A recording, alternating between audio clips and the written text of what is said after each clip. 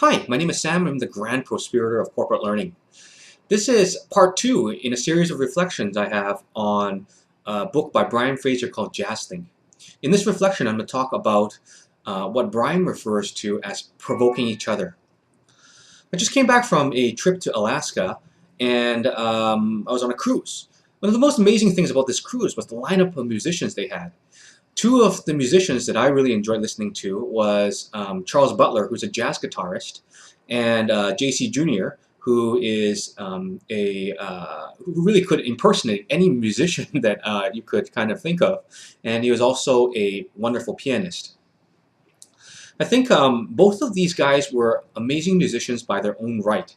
And it was kind of interesting. Most of the time they performed on their own. So Charles would play on his guitar and he would also sing. And it was actually also funny. He had a walking bass, literally. He used his feet to play a bass line. But the most amazing kind of performance happened when Charles and JC came together on a very spontaneous basis. It was the last night, and we were in a coffee shop, and Charles was playing a set. When JC actually walked by and kind of said, "Hey, you know, it's the last night, and I'm going to be off the ship very soon. Why don't we jam together and perform a song together?" And Charles was like, "Oh yeah, why don't we do that?"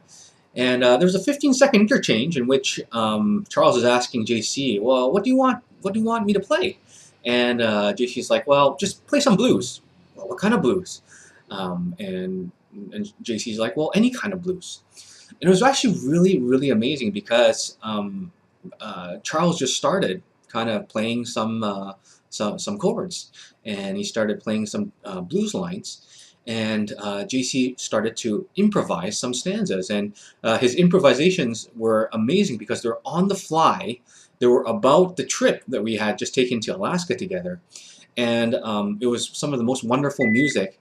And there was amazing laughter both in the audience, but also amongst the musicians themselves. You could see them kind of looking at each other, smiling, and I think part of the wonderful exchange they had was their ability to listen and respond to each other. So it was funny because Charles just started playing some chords, and JC was able to improvise and sing some lines in a melody out of some of those chords.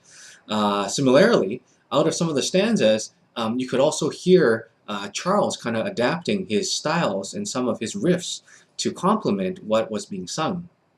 And I think this is actually what Brian means when he says provoking each other to higher levels.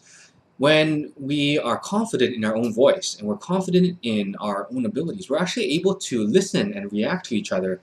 And essentially, the other becomes part of the curriculum in which we're learning.